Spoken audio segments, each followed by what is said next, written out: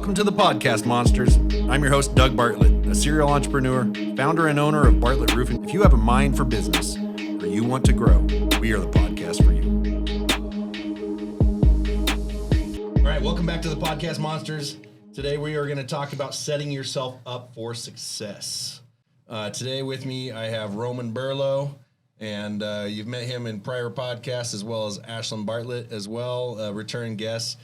Three of us are going to wrap today on setting yourself up for success, how to do that, and specific things you can do to get there, and where your head needs to be to make that happen. How do you think that you can set yourself up for success if you're in a place right now in your life where you're not experiencing the success that you want to have? What can you do, and what are some action steps that you can take to get you on that path? It's actually knowing how to define success for yourself in the first place.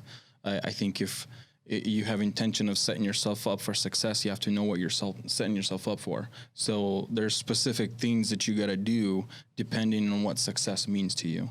If success for you is financial success, and if that's what you're looking for, then there's things that you can do to set yourself up for financial success. If success to you is success in your family and in your marriage, then there's things that you can do in order to set yourself up for that success. So the first thing you have to do is define to yourself what success means to you. And if it's just money, then you might be just paddling in the wrong direction. After I know what it is, when I'm setting myself up, I really focus on the disciplines that I need to accomplish in order to receive the product. Whatever it is that I need to get, there's always something that I need to do to get that. I need to find opportunities. If I need to learn something and get into a different field, that I learn everything I need to know about that field so I can go make that money. So define your success and then find out what steps need to be taken and do them consistently until you get there. Yeah, I think that's a good point, is that setting those goals, make that dream board, write down those goals, understand what you're striving for is probably a great first step to have a lot of clarity on that. I think a lot of people are like, I want to be rich. Right? Or I want to be hot. Why, right? Yeah, why, and how are you going to get there, and what is the actual goal? I think a lot of people try to define success like wealth. Is when they have wealth, right? Yeah. Like, oh, that guy's wealthy, he's successful. But you can be wealthy in a lot of different areas, and that right. I think is the point that you're trying to make. And something that came up to my mind while you guys were kind of jamming on that is like Simon Sinek's golden circle, and starting with why, right? And then breaking out the how and then the what. But if you don't start with that why, and define that very clearly, you lose motivation, and it's hard to see that end goal. And then on top of that, I think the other thing that came to mind is creating that roadmap. So knowing where you are currently, knowing what that success looks like very clearly, so you know what that roadmap is to get there. Yeah, having that clear vision. If you define that clearly, if you understand your why, to me that says visualize, right? Don't just be like, okay, well, I want a truck, right? What does that actually mean to you? Does it mean that you have status? Does it mean that you have reliable transportation? Yeah. Does it mean that you feel like that impacts your social life somehow? Yeah. What is it exactly going to do? And visualize that actual outcome and put that in your brain time and time and time again until it's like a reality for you before it ever happens, because that's the only way it's actually ever going to happen is if in your mind it's already a foregone conclusion, and then everything else in between here and there is just the steps that you're going to take to get there.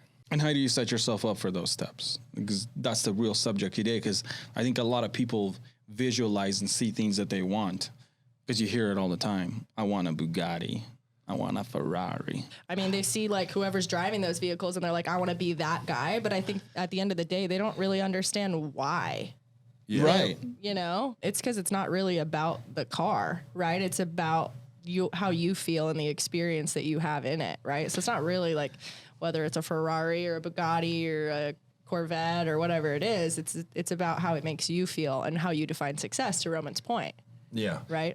I do think, though, that visualization isn't just like, oh, I see this person and I want to be that person, or I want to drive that car, or I think you actually have to like internalize it. For me, that's what visualizing is. It's not just an external, like, I see that, that's cool, I'd like that. It's an internalization. It's tying your emotions to the visualization. That's what real visualization is. Mm-hmm. It's tying your emotions to the outcome of whatever it is that you've defined as your why. And if you can tie your emotions to it, then that's step one of experiencing and setting yourself up for success. Oh, I totally agree. One thing I was going to add in too to both of your points is that I think a lot of the times people's definition of success has to do with external validation rather than the internal. And so when you're talking about tying it to emotions, that's when it becomes more powerful, right? Yeah. To your point, when you get obsessed with it, if you're only looking at the external, like I want the car because it's going to give me this status and everybody's going to think I'm cool, that's not enough of a motivator to keep you obsessed with it. Right. Right. So it has to come from within. It cannot be external. Yeah. I think that along that lines, you have to also convince yourself that you're worthy of the outcome. Right. And so that internal motivation needs to include, I am worthy of success in whatever field it is. I believe that I am worthy of that. And therefore, my willingness to go through and do the work is innate and not the external motivation that you're talking about.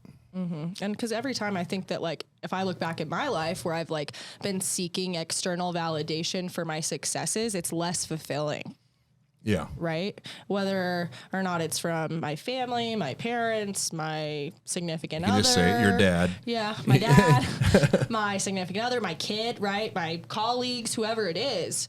It's just not as fulfilling as when it comes from the internal motivation of, I understand why I want this. I understand what it's going to take to get there. And it's not just because this other person has a good body or a cool car. It's because I internally feel motivated and obsessed with the outcome.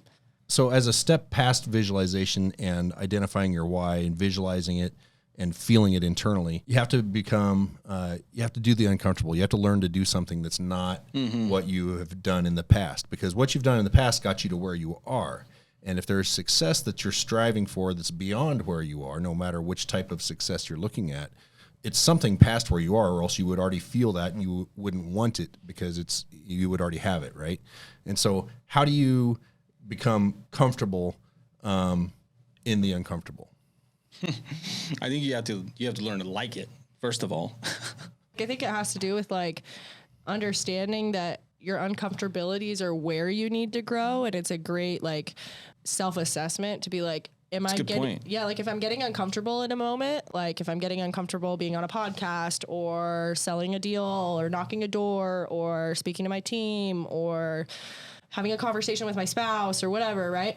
Like those are the moments that you can, like, it's like a red flag, like, hey, you need to grow, because like it's a recognition point. Does that make sense? Yeah, totally. It does make sense. It's almost like if you're not comfortable in your own skin and being that leader or being that center of attention, it's probably internal, right? Something you have within yourself where you don't have the confidence to face that. That's a good point. I think that's like a great point, because it's like the challenge that says, oh, I'm uncomfortable now. Why am I uncomfortable? Is there something that I don't know, a skill that I don't have that I need to develop? And have I pushed myself into a place where I'm no longer comfortable, which is the perfect opportunity? And that's where you need to change your mindset is, I'm no longer uncomfortable. I now instead view this as an opportunity to grow. Because you can't grow unless you are pushed to that point. Yeah. Like it's that breaking point. And there's that Will Smith video that he talks about failing forward. And he uses the analogy of when you're in the gym to build muscle, you literally are going reps to failure, right? Like reps to failure to the point that you cannot do it anymore. Right. And then that's how you grow. And it's the same concept in our brains of you got to do something and you got to do it until you fail at it. And then that's how you're going to grow. Yeah. I think that's the only way people actually learn in most cases. There are a few people that are gifted at being able to learn through observation and like anecdotally through like reading a book or something like that.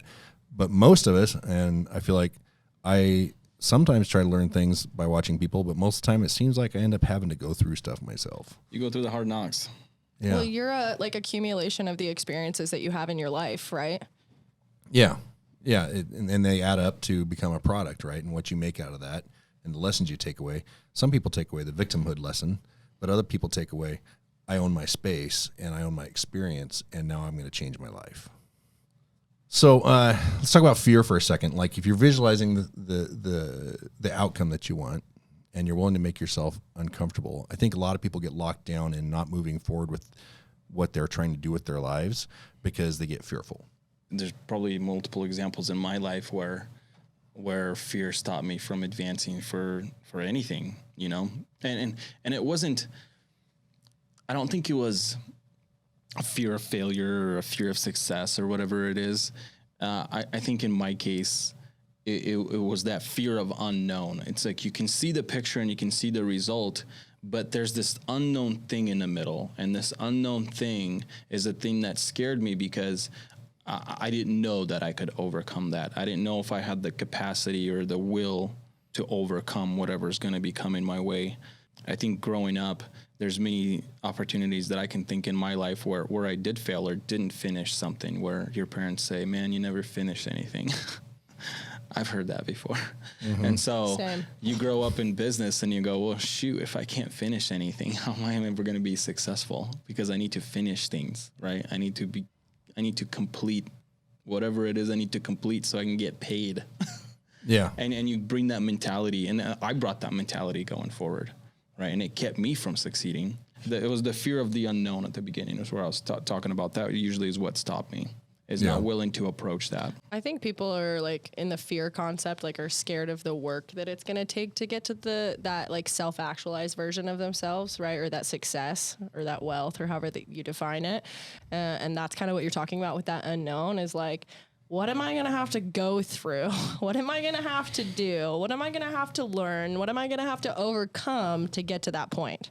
That's scary.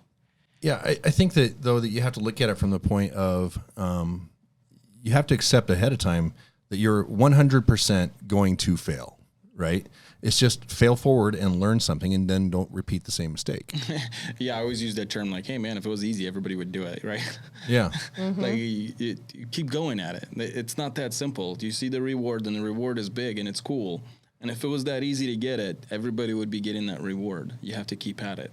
Well, I agree. You do have to keep at it, but I think that fear of failure is something that you have to just internalize and say, hey, there's going to be failure. That's okay. Yeah. Visualize the outcome, embrace the fact that you're going to become uncomfortable, understand that you have some fear, but it doesn't have to rule your actions, and then be willing to step out and take your best shot because you don't really have anything to lose. You have everything to gain, and understand that you're going to fail before you even start because you're going to fail, and you're going to fail many times. How many times have we failed at something in this business, right? And now it's growing like crazy. But we failed at many things many times.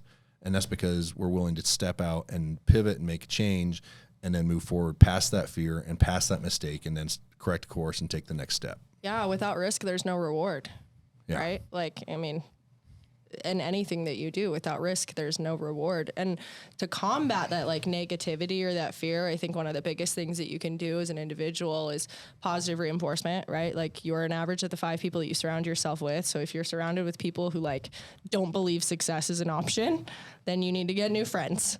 Like end of the day, right? Because I've had people like that in my life before where like they weren't intentionally trying to project that onto me, but they were, right? Where they were just like, that's insane. Like, how are you going to do that? And like, I don't know, you can scroll through social media and see people like that all the time that are just constantly negative. So you have to be really meticulous about the people that you allow into your head, right? Yeah. That positive reinforcement can combat that. Yeah, who you hang around makes a big difference. Mm-hmm. And how they impact your, because if they're failing at life, then they're going to tell you that you're going to fail. And you have to figure out how you're going to eliminate that failure belief from your brain and replace it with success belief. Oh my goodness, that's so true.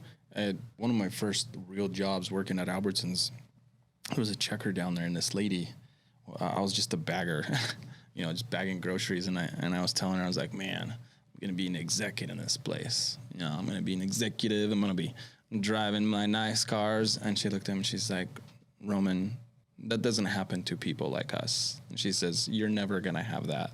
And I looked at her and I was like, why not? And she's like, that doesn't happen. That's what she told me. And I remember just looking at her and she was a grown adult and I was 18 years old at that time.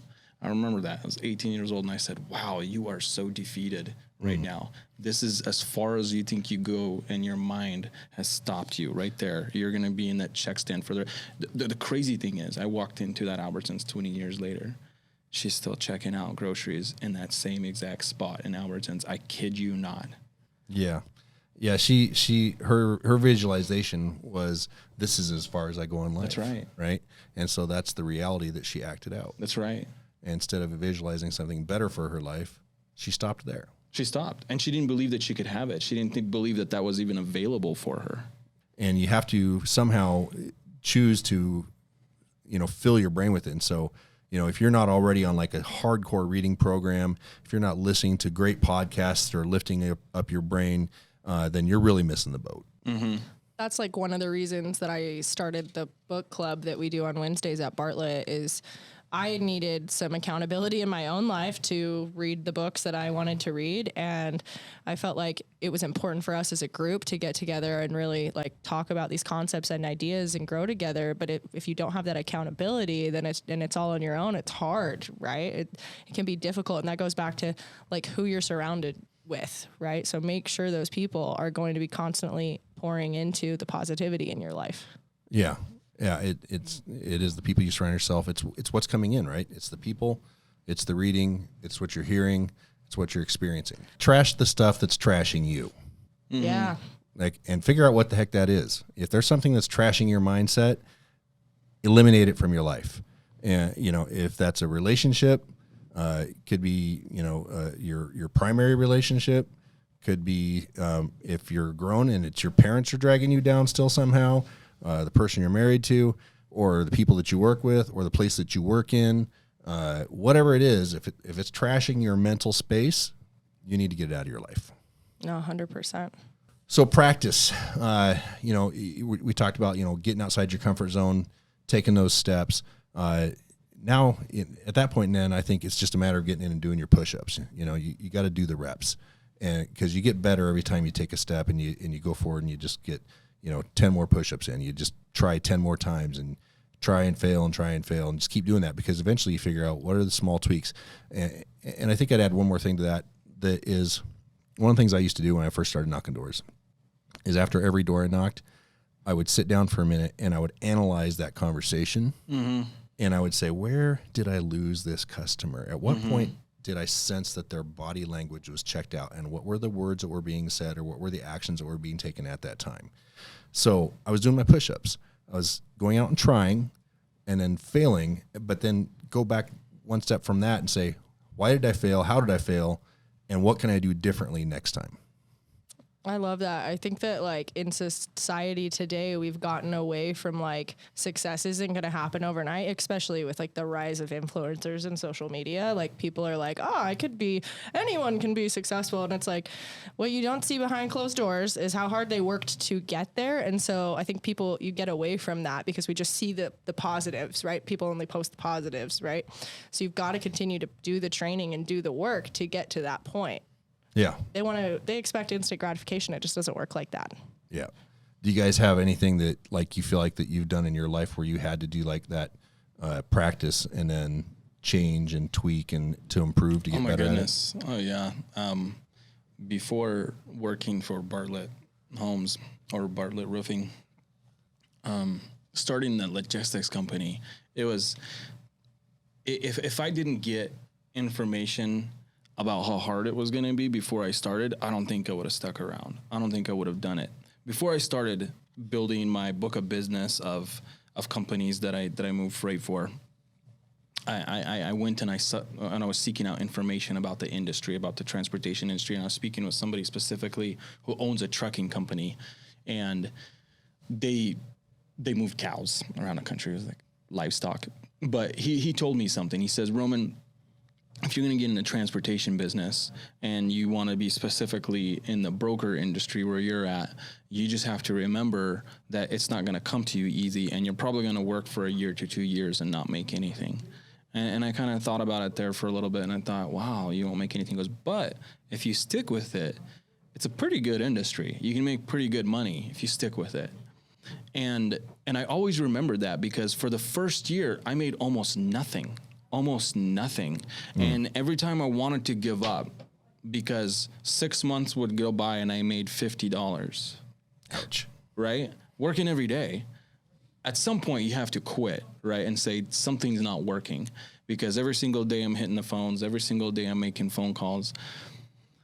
But that advice just kept ringing in my head. You have to stick with it. You have to learn the industry. You have to put in the reps, because nobody's going to do business with you at the beginning because you don't know what you're talking about, right? Yep. And in sticking with it after a year, I finally got there. I got to where I wanted to be, and it replaced my income, and it supported me and my family. And other people tried to start and go with me and follow my footsteps, and most of them would quit within a month to 2 months, even though I told them it was going to take them a year. Yeah. I told them the same thing that I heard. It's going to take you a year. And that's a long time to wait for your delayed gratification for time. something to happen, right? It is a long time. And most people never have that patience. They don't, or they're not telling themselves the story of what it really takes. Yeah, they haven't visualized hard enough. That's right. They haven't emotionally attached to the outcome, so they become unwilling after a short period of time to continue to put in the work. Yeah, and even if you tell somebody, and somebody told me, he said, Roman, you'll make a 6-figure income, but you're not going to make it for a year or 2 years. Yep. And you go, if you said yes to that, if you knew that it was true and you said yes, it doesn't take very much talent. You're like, yeah, I'll just keep doing what I'm doing, and then they're going to start paying me 6 figures. But if nobody's paying you 6 figures and there's just a vision of it, then how do you keep that up? How do you keep that in your head, right? And the people that succeed are the ones who can look at the hard work, discipline themselves, and then tell themselves the story. It is hard work, but I need to do this every single day for me to reach my goal. If I don't, I will never reach my goal. Yeah. What about you, Ashlyn? I think my example is more on a personal side of things. A couple years ago, when I was like really in the thick of things with my son's dad and the negativity that came from that relationship and what was going on there, I came to the office every single morning, and the first thing that I did before I even opened my email was I would get my notebook out and I would write 5 things that I was grateful for. And even if it was like that I have gas in my tank and I have coffee because I'm dying because I'm so tired because my kid kept me up till 1 a.m, like, it sounds silly, but as you consistently do that, it reminds yourself of things that, hey, it's not that bad. It's okay. Focus on the positives and keep moving forward. And I think that was really a shining light for me throughout those times that I was able to, like, when I had all this negative influence, I was to refocus it on positive energy. Right. And to your point of, and your example, one thing that I thought of that you've told me plenty of times, Dad, is that patience pays. Yeah. Right? If you expect an instant gratification, an immediate outcome, most of the time it's not going to be as fulfilling, and the outcome isn't going to be as good as if you had patience and you put in the work and really, really strived for that success. I mean, it's the difference between earning something and getting something for free. Yeah, right? I think you see that in like the world in general, is that people that experience overnight success for some reason or another, that didn't actually put in enough work to actually really earn it and get their mental space in the right place to appreciate that. Yeah. They squander it and they really go down a bad road. So you got people that were child stars in the movies or on TV or something, and as adults they're drug addicts and alcoholics and getting in all kinds of trouble because they don't know what to do with their lives because they didn't really earn that success, so they don't know how to handle that success. That's a whole nother conversation there. Yeah.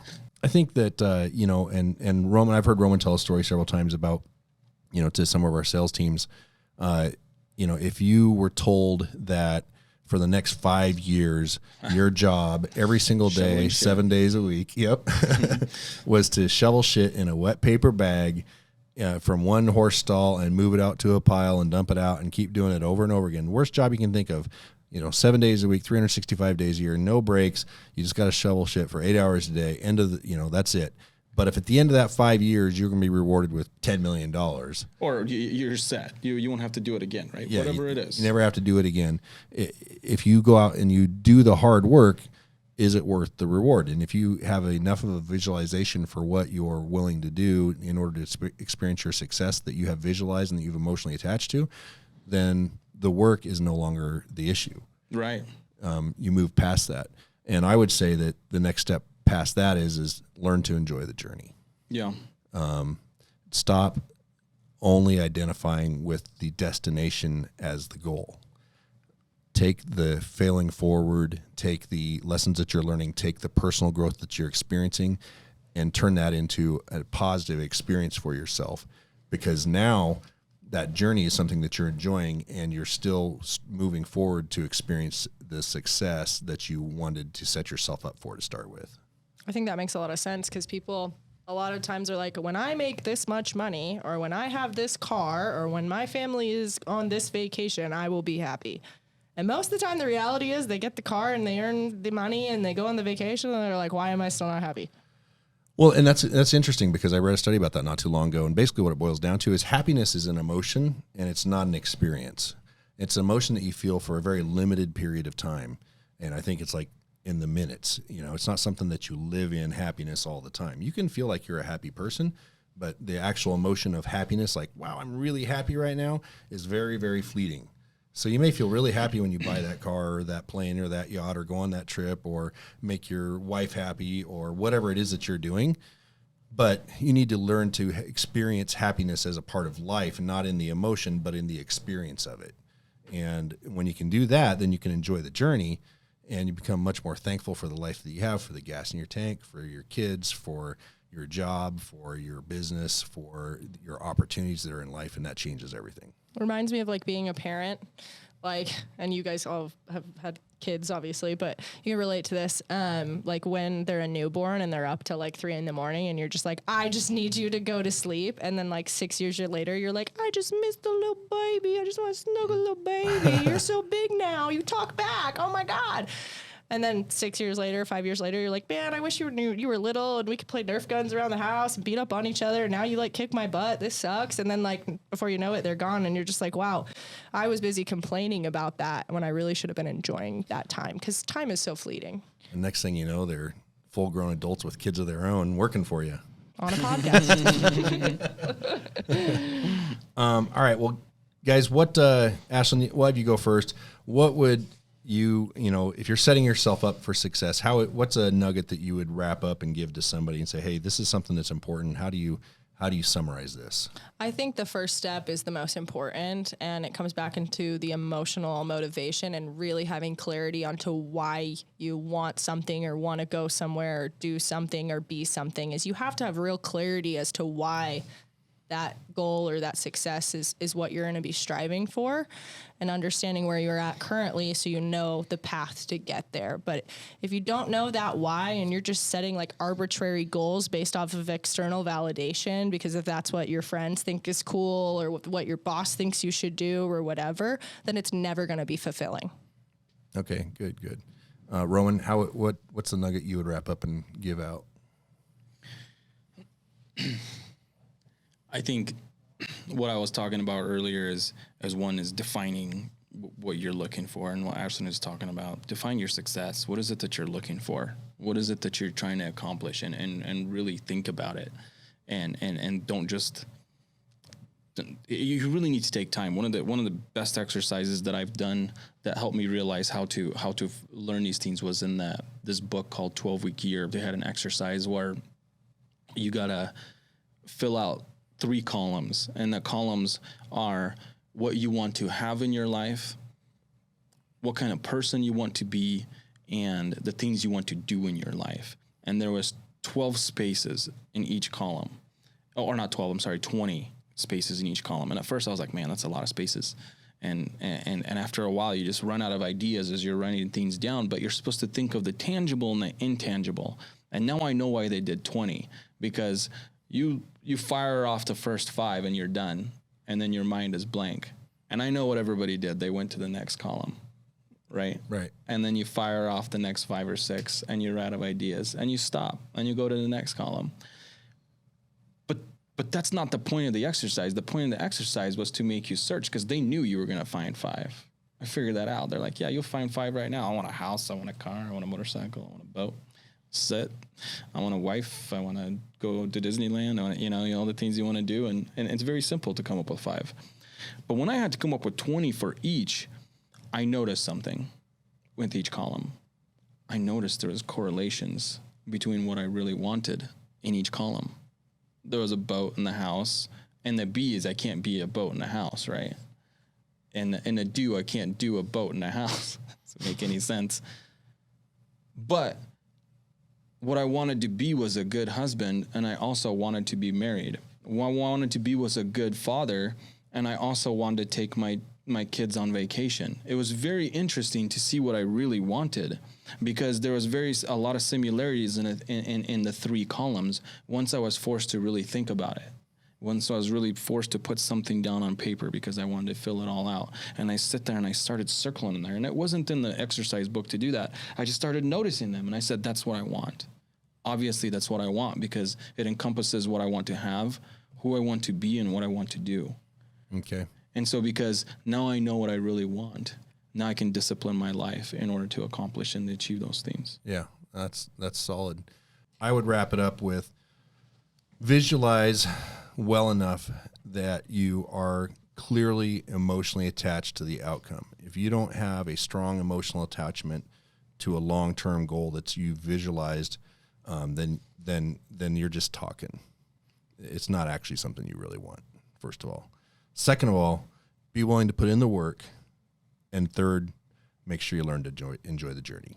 So that's it for this podcast episode. Monsters, appreciate you being here. Like and subscribe, and go out there and rock this day.